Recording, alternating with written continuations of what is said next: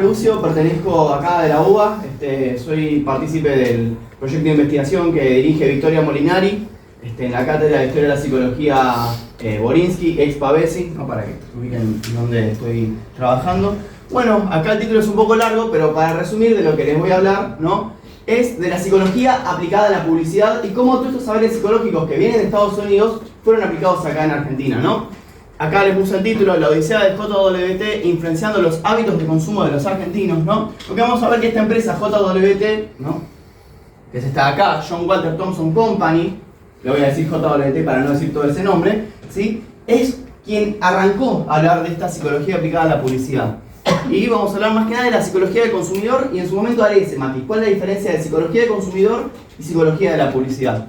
¿Por qué me parece importante hablar de este tema? Bueno, porque estamos muy habituados, ¿no?, a hablar de la psicología y cómo se busca un bienestar del sujeto, del individuo, de la salud mental, con todos los matices que se puede usar con estos términos, ¿no?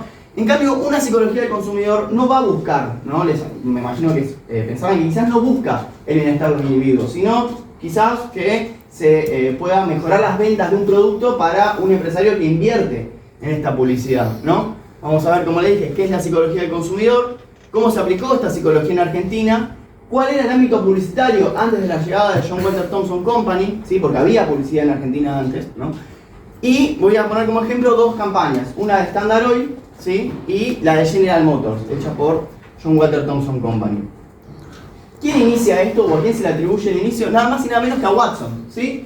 Watson, luego de haber hecho el experimento del pequeño Albert en 1918, ¿sí?, 19 por ahí, es expulsado de la universidad donde trabajaba, ¿sí? Y al poco tiempo es contactado, va por medio de sus amigos y demás, por contactos, con el presidente de la empresa, esta John Walter Thompson Company, que es Stanley Razor, ¿sí? Algo que pongo ahí abajo, es ascendido en 1924 Watson a vicepresidente. Imagínense un tipo que entra al 1920, lo relevante que fue para la empresa, que 4 años después es ascendido a vicepresidente, ¿sí? ¿Y quién lo contrata? Stanley Razor. Estamos hablando del periodo de posguerra, porque pensemos que la Primera Guerra Mundial había sido hace muy poco, ¿sí? Y había toda una idea de poder mejorar mediante la ciencia los desastres que había dejado esta guerra, ¿no? Y había mucho interés en la ciencia. ¿Y qué es lo que propone Stanley Razor, no? Era el presidente de la empresa esta John Walter Thompson Company, ¿sí? Y quería aplicar la ciencia, en este caso que había mucho interés, no en las ciencias más que nada duras. De hecho, capaz conocen el texto de Watson, el manifiesto conductista, donde habla de que la ciencia, para poder ser efectiva, tiene que predecir y controlar. Y es justamente lo que hace Watson, predecir y controlar la conducta. ¿Y qué es lo que busca Stanley Razor? Bueno, con la ciencia poder acceder a esa naturaleza humana para poder vender un producto, ¿no? Porque ¿qué es lo que pasaba antes? O qué es la crítica que hace tanto Razor como Watson.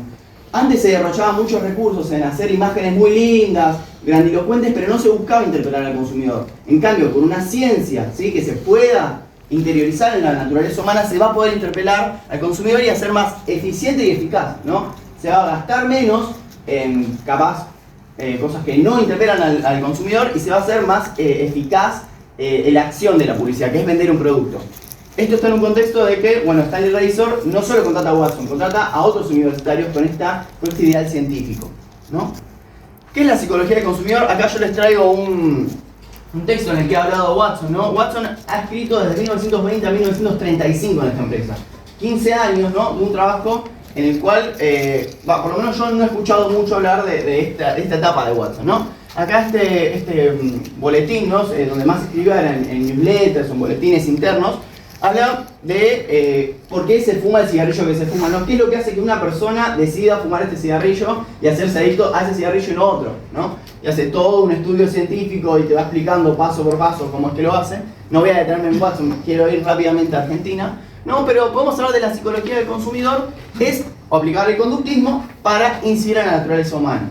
Yo había dicho que hay una diferencia entre psicología del consumidor y psicología de la publicidad, ¿no? Watson no solo aplicaba la psicología conductista a los consumidores, sino también le interesaba aplicar el conductismo a sus propios empleados para hacer más eficaz y eficiente la labor de estos, ¿no? También para mejorar la producción de sus propios empleados. Pero yo quiero centrarme solamente en los consumidores, en quienes consumían la propaganda, ¿no?, la publicidad. Después, bueno, ¿qué es lo que buscaba el conductismo? Generar una reacción emocional, que la publicidad genere una reacción emocional que desemboque en una acción de compra, ¿no? Yo voy a detenerme solamente en una publicidad que hizo Watson, que es de la pasta Pebeco, que después vamos a ver cómo se relaciona con la General Motors, que por ejemplo quería asociar la idea de la pasta dental con el atractivo sexual, ¿no? Ideas que capaz pueden parecer que no tienen mucho sentido, pero buscaba en las campañas poner mujeres para que los hombres vayan y compren, y bueno, si tengo este producto voy a mejorar mi atractivo sexual, por ejemplo, ¿no? Vamos a ver cómo eso después se usó para General Motors, ¿no? Entonces, justamente que el consumidor asocia el producto con una emoción u otra cosa. Y por último, y esto a Watson se lo conocía como un evangelista de la ciencia, los propios compañeros, porque decía que estaba muy interesado en meter el discurso científico. Y también es muy común encontrar en las publicidades de Watson, los científicos lo recomiendan, este producto, ¿no? Ahora voy a hablar de cómo es que toda esta idea de Watson y el conductismo ingresa a la Argentina, ¿no? Expansión de JWT y General Motors, ¿no? General Motors, la empresa que hace Chevrolet, ¿no? Estaba en contacto con un representante de JWT que era Sam Meek, el cual le enviaba los avances científicos, estadísticos de la empresa, y bueno, lo contacta. Jim Mooney se llamaba el presidente de ese momento de General Motors, contacta a JWT, habla con Watson, ¿no? Hablan de un momento que está en un viaje en barco, no sé yo, y dice, la verdad quiero trabajar con ustedes porque quiero ampliar mis fronteras, ¿sí? Quiero vender mi producto en otros países. Y entre todos los países elegidos hay países de Europa, de Oceanía, de África, está Argentina, ¿sí? Y fíjense, yo hice más que nada archivo histórico en el diario La Nación y en Caras y Caretas. En La Nación, esta es una publicidad de 1925, ya había, ¿no? Publicidad de Oakland, es otro producto que vendía General Motors, pero fíjense, retengan esta imagen, ¿no? Es un auto que se ve de perfil, se dice precios rebajados, ¿no?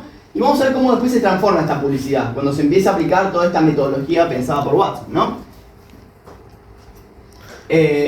Y ahora voy a hacer un detenimiento de cómo era un poco antes la psicología aplicada, cómo era antes la publicidad en Argentina y qué pasó después de que vino John Walter Thompson Company. No lo digo yo, que hay un antes y un después. Hay un historiador que es Alberto Borrini, el cual se lo referencia mucho para hablar de la historia de la publicidad argentina, ¿sí? Eso es un matiz interesante. Hay mucho sobre historia de la publicidad argentina, pero por lo menos yo no he encontrado a alguien que hable de la historia de la psicología aplicada a la publicidad en Argentina, ¿no? Pero Borrini sí es un gran referente en este tema de la historia de la publicidad en Argentina, ¿no? ¿Qué es lo que dice? Que realmente hay una bisagra cuando viene esta John Walter Thompson Company, ¿no? Y lo llama periodo o edad de la madurez versus la edad de la inocencia, ¿no? Acá en 1929, ya lo estoy anticipando, que en ese momento es donde viene esta empresa estadounidense. ¿Y por qué es madurez e inocencia? Bueno, porque no se utilizaban métodos estadísticos y científicos para interpretar la conducta del consumidor y habituarlo a consumir ciertos productos, ¿no? De hecho, antes las estrategias que usaban acá era bastante desarticulado el panorama publicitario acá. No había agencias de publicidad como tal, se contrataban dibujantes. Por ejemplo, estaba el diario La Prensa, ¿no? Que tenía su propia dibujante, su propio espacio para publicidad, pero recién, aparentemente, según Alberto Borrini,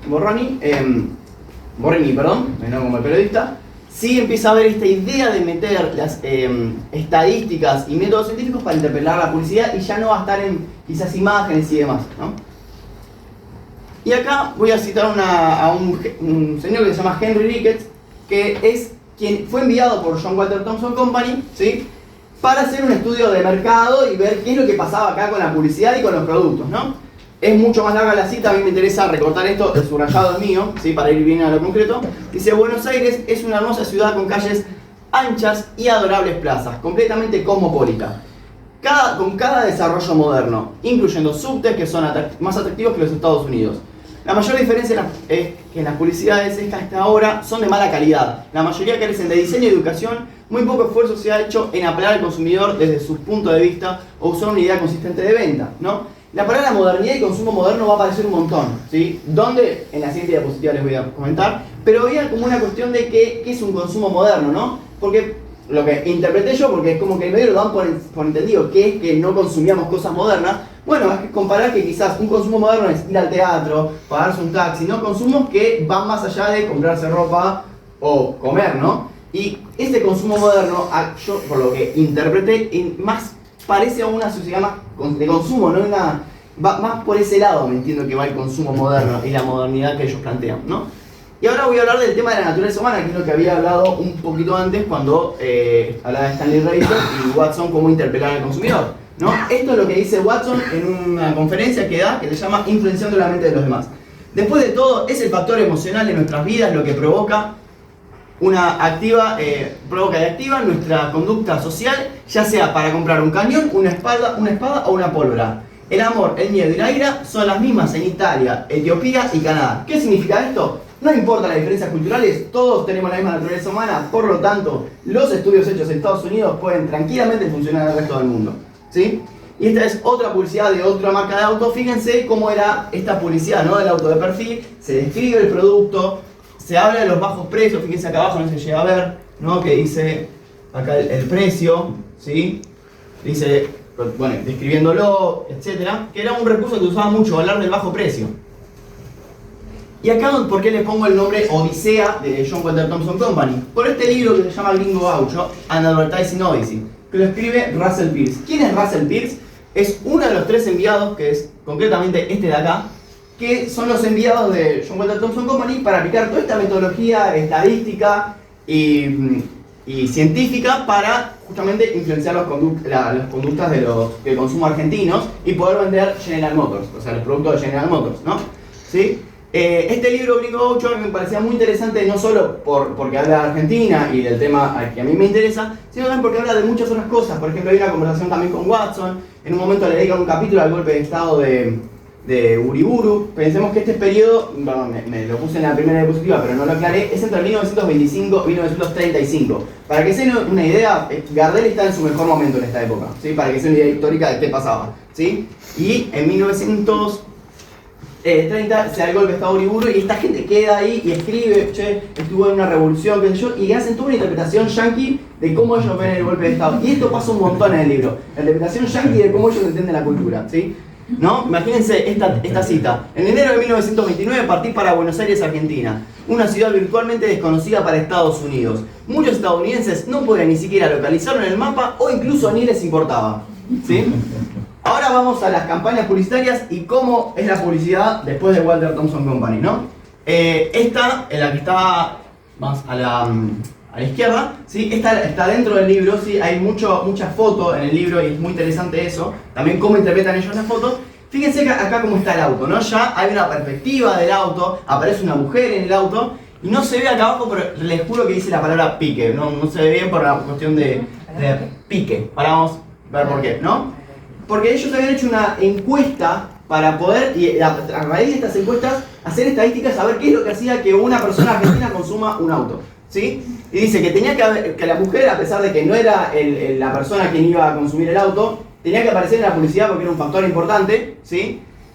La apariencia del auto es mucho más importante de lo que se creía, y que tiene que aparecer la palabra pique. ¿Qué es el pique? Que arranque rápido, que vaya y acelere rápido. Entonces tiene que estar esas 3 condiciones aparentemente para que una persona de Cava compre un auto. ¿Por qué digo de Cava? Porque también se hizo estudios en Rosario, ¿no? Que ahí, esto no me adentré mucho porque realmente me costó mucho conseguir archivo de este momento en Rosario, ¿sí? Donde decía que había como un consenso entre los vendedores de autos y mediante la publicidad se empezó a tratar de cambiar ese consenso para vender más General Motors y competirle a Fiat, por ejemplo, o a otros autos de esa época, ¿no? 3 minutos. Genial. Voy con la campaña de Standard Oil, que es la última que más me interesa, porque Standard Oil es la empresa de Rockefeller, ¿no? Que competía con YPF, ¿sí?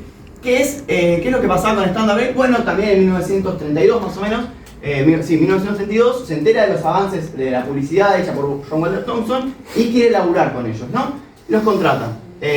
Jorge Palmer era en ese momento el representante de ventas, ¿sí? Y esta es una publicidad que para John Walter Thompson Company, o sea, para estos 3 empresarios que dije que vinieron, les parecía que era difícil de vender, ¿no? ¿Y qué es lo que busca con YPF, no? Lo que buscan en YPF lo que vendía era el factor nacional. Un factor nacionalista de que si compras YPF estás siendo nacionalista, etc. Entonces, ¿cuál era la idea? Tratar de hacer que esta empresa estadounidense pase por Argentina, ¿sí? O sea, pase por un lavado de imagen y que parezca argentina, ¿sí? Entonces, fíjense, acá puse una propaganda que encontré en el Diario de la Nación de nafta de YPF y una de Standard Oil, ¿no? Del mismo año, ¿sí? Fíjense que acá está viaje a Mar del Plata, use nafta YPF, 100% Argentina, hay como un ideal patriótico en YPF, ¿no? Y en Standard Oil ¿no? Que de hecho fue una discusión que tienen en el texto, que sí, pero no puede ser una empresa yankee, ¿cómo vamos a hacernos pasar por Argentina? Dice, no, hay que hacerlo de alguna manera para poder vender porque parece que eso es lo que vende. Fíjense que acá abajo dice, use ubico Standard Oil es nafta argentina, ¿no?